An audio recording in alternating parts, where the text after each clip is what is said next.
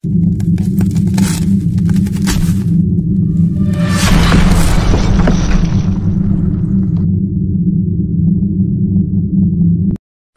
bilezik.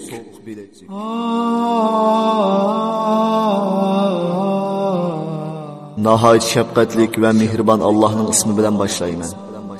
Esselamu aleyküm ve rahmetullahi ve berekatuhu. Tövende İslam çakarlar görüp tayyorlagan hicret tarixlaridan Soğuk bilezik degan eserini anlatışını başlaymiz.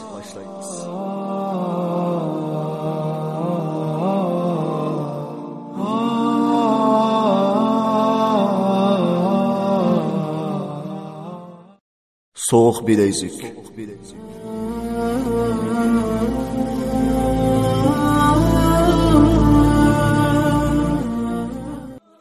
19. qism. Men sirtqa chiqib, heliqi kichik qizlarni chaqirdim va so'radim. Bularning deyishcha, davomli tamoqni uni buni bahona qilib to'kidi ekan. Ular tamoqni sirtini ekirib yeydi ekan. Anglab bek achchig'im keldi. Chunki uyning ijara pulini tang to'labdi. Tamoq pulini ham tang to'labdi. Boshqalar sirtqa chiqolmaganligi uchun yotoq boshlig'i narsa ekirib bergan uchunmi kira oldi ekan. Boshqa yotoqda pul yo'q, tamoq oz. Hatto u kunlarda ko'p uylarda ro'za tutatdi. Lekin bu uyda tamoqni to'katdi. Mening sarangliqim tutib ketdi. G'azab bilan oshxonaga kirib, ishkoplarni ochdim. Ichida tunugunki polo turdi. Bu kimning tamoqi? Yotoq boshlig'ining. Davomli mushundaq sesitib to'kamdi. Dedimda, u adashning ismini qattiq ovozda chaqirdim. U yugurib chiqdi. "Nim bo'ldi?" dedi.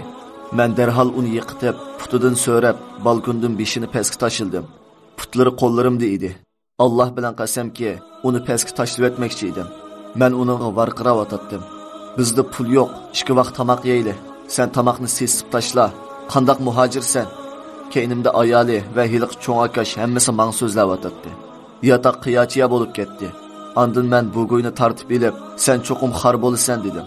Her tükkan tamoq uchun bedelini to'laysan deb varqirab o'tatdim. Orliqda telefon kelyapti. Telefonni oldim. Hiliqi meni yotoqqa ekelgan adash ekan. U menga tezdan Villavasandagi 5-qavatdagi uyga kelinglar dedi. U uyga men bir qitim borgan. Men ilib kelgan bir kichik bolaning dadasining uyi edi. Men u yerga taksi bilan bordim. Kecha edi. Men berib ularning uyida birdam o'tirgandan keyin nima kelgan deydi. Ha? Asli men bu yerga chaqirtilmagan mehmon ekanman dedim-da, men asti qaytayamsa deb sirtqa chiqdim. Ammo nega berishimni bilmaydim.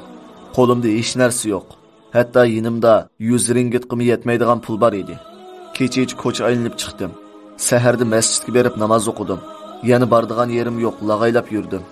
Men Malayziyaga kelganda ta hozirgacha vatanda qilib qolgan 2 ayolim va va'da bergan bir necha do'stlarimni tayyorlab bo'lgan edim. Hatto ba'zilar kelib bo'lgan edi. Ko'rlilik ayolim ichkirida yo'l saqlab turayotganda, Urumchidagi ayolim ota-onasiga demay tayyor bo'lib, umi ichkiriga kelib bo'lgan edi. Mening birinchi hijratimdagi 6 hamroyimdan 4 Malayziyaga chiqib bo'lgan bo'lib, 2si Malayziya turmusida, 2si Malayziyada edi. Men shundaq lag'aylab tushdan kim bo'lganda Obul Qosimga telefon qildim. Men bu asarning bu 5 oy oraliqdagi vaqtda yuz bergan 4 qism voqealikni o'qirmanlarga ko'rsatishni xohlamadim. Türmede esir bulup turayotgan balalarning ishlarini qilish jarayonida Malayziya saqchilari tarafidan shartlik bir necha balalarni qutqizmoqchi bo'ldim. Bu shart cho'qim bu esirlar bilan billa meningmi Turkiyaga ketishim edi. Men amalsiz Urumchilik ayolimni Malayziyada qoldirib, Ko'rlilik ayolimni Turkiyaga elib keldim. Turkiyadan pulga pasport elib Malayziyaga borman deb Zaytunburnida tutilib, saqchixonada 2 kun yotdim. Keyin Qumkapi yabanchilar qamoqxonasida 38 kun yotdim. Men Turkiyadagi ba'zi ishlarni so'zlab beray. Men qattiq jafo va mushaqqatdan Malayziyaga keldim. Qiziqish. Bu kunlarda hamma odam Malayziyadan Turkiyaga kelinmay qiynalib-o'tadi. Ammo men Turkiyadan Malayziyaga ketanmay qiynalib-o'tadim. Bir kun Urumchidagi ayolimning akasi Xitoy pulida 100 ming koy avatibdi. Tag'ammo 10 ming dollar silib bergan edi. Men buningga turk pasporti setib olmoqchi bo'lib, birisi bilan 12 ming dollarga pasport elib berishga so'zlashdim. Ammo ish bitmay 40 kun Turkiyaning Qumkapi yabanchilar qamoqxonasida yotdim. Bu yerdan 4500 dollar berib qutulib chiqdim. Endi Malayziyaga qat'iy bormasam bo'lmaydi. Qirg'izistonlik bir Uyg'ur bolaning pasportini 5000 dollarga setib olib, Malayziyaga berish uchun bilet elib Atatürk aeroportiga borsam, pasport saxt ekan deb meni tutib oldi. Men shu tutilgan yerdan qochdim. Ular bizni xeyli izladi. Albatta, yinimda bir odam bor edi. Biz qochib aran qutuldik. Lekin yana Malayziyaga bormasam bo'lmaydi. Yana yo'l izlab bir pasport tepib, chiroyini o'zgartkizib tayyorlik qildim. Hatto biletni oldim. Bu qitim barliq chiqimga $3500 ketgan edi. Men bu pulni Turkiyadagi hunarmandlik qildigan bir birodardan qarz olgan. Texi hozirgacha bu pulni qaytarganim yo'q. Alloh rozi bo'lsin. Shuncha uzun yil bo'lsa-mu, bir qitim pulni qaytarib ber deb so'ylab baqmadi. Alloh mening qarzimni to'lashga nasib qilg'ay. Amin. Bu qitim Malayziyaga berish uchun aeroplanga chiqib, salomat Malayziyaga yetib keldim. Malayziyaga kelganda yonimda $50 pul bor edi. Atis etiganda Urumchilik ayolimni doktorxonaga opirishim kerak edi. Uyda saqlab qo'ygan $1000 pul bor ekan. Biz bu pul bilan doktorxonaga bordik. Pulning hammasi shu kuni doktorxonada tugadi. Hamda ayolimni bir mezgil yaxshi boqmasam bo'lmaydi. Ammo yonimda pul yo'q edi. Bu kunlarda ustimda ajoyib cho'ng fitnalar bor edi. Bu gap so'zlar bargancha ko'payib, toki men Malayziyaga borg'ich ko'paygan edi.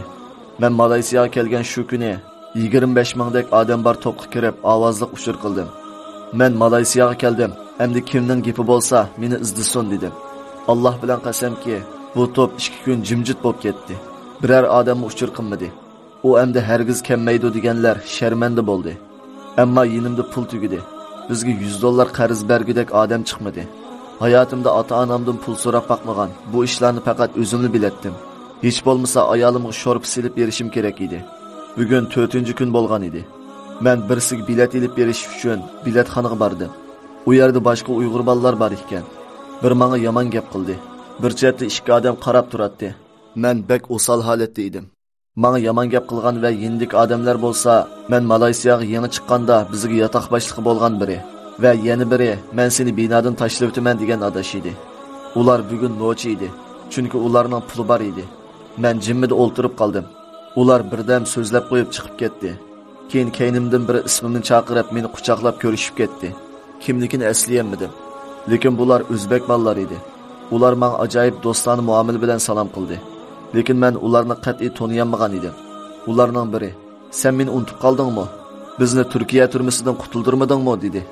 Men yana esleyolmagan edim. U: "Men hiliqi uzun soqolliq Ali" dedi. Esimga keldi. Chunki men Turkiyadagi turmada turganda u bolalarning 2 g'iris soqoli bor edi. Biz qayta ko'rishdik. Nim bo'ldi? Nimaga buncha tugishib ketding deb so'rashdi.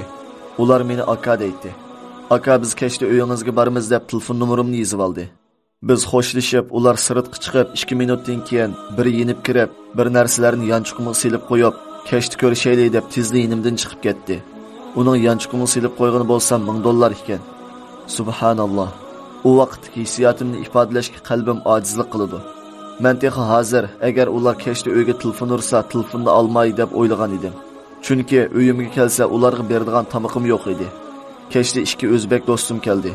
Ular bilan ko'p paranglashgandan keyin do'stim Alining ayoli yaqinda Malayziyaga kelganligini aytdi. Biz, "Ha kelsin, billa turayli" deyishdik. Ali tamoqdan keyin ketdiganda yana $1000 pulni berib, "Hozirgi ahvolingni bildik. Boshqa Uyg'ur bolalar bizga hammani dedi. Sabr qil. Kunlar uzun. Hamma ishlar o'tib ketadi" deb ketib qoldi. Men bu kunlarda to'limi passiv holatga tushib qolgan edim. Shu kuni kechda ayolim, opam bilan akam Malayziyaga kelgan deydi. Endi texim chataq chiqqan edi. Menda ularni kutib olgandek nadi pul. Ammo menga nima aman? Ularni kemmadigil bo'lmaydi dedi. Ular 2 kundan keyin keldi. Biz chandurmay o'zbek do'stim bergan pul bilan cho'nglarni kutib oldik. Bu oiladagilar bekmi cho'ngchi, oddiy narsalarni yaratmaydi. Bir kun bozor aylanib, 6 yoshli qizga chopon ilib bergan edi. Qancha pul ekanligini bilamsiz? Tova, 1200 ringgit. Balkim $350 ga teng edi. Bularning holi bu tursa, men qandaqmi bularni uzun kutib bo'la olmayman. Şoň tezroq kesken deb arzu qilib ketdim. Dal bu kunlarda ustimda cho'ng fitna va qarzning g'imi bor edi. Bularni cho'nglarga qat'iy chandurmagan edim. Ular kelib 6 kun bo'lganda Malayziyada ustimda gap qilgan odamlar tarafidan tushdan keyin bir yerga chaqirtildim. Men u yerga soat 8larda bordim. Bu yerda ustimda bo'lgan fitnalarga hukm qilish uchun 40 tek odam yig'ilibdi. Men Turkiyalik vaqtimda bundaq bo'lishni o'ylab yetgan. Lekin men buningdek musibatga qandoq muomala qilishni, heliqi Afg'onistonda 18 yil jihad qilgan ustozdan Turkiya turmasida tartiblik dars ilib bo'lgan edim. U kuni qozi deb bir odam keldi. U: "Men hukm qilaman. To'g'ri hukm qilsam 2 ajr, xato hukm qilsam 1 ajr berildi. Siz shariatning hukmiga kelamsiz" dedi. Men: "Ha" dedim. Shunda qilib bizning ishimiz boshlandi. Bu qitimliq anglitishimiz mush yerda oxirlashdi. Keyingi anglitishimizni ko'rishgacha sizlarni Janobi Allohga topshirdik. Assalomu alaykum va rahmatullohi va barakatuh. نحيا به في عزته تسمو به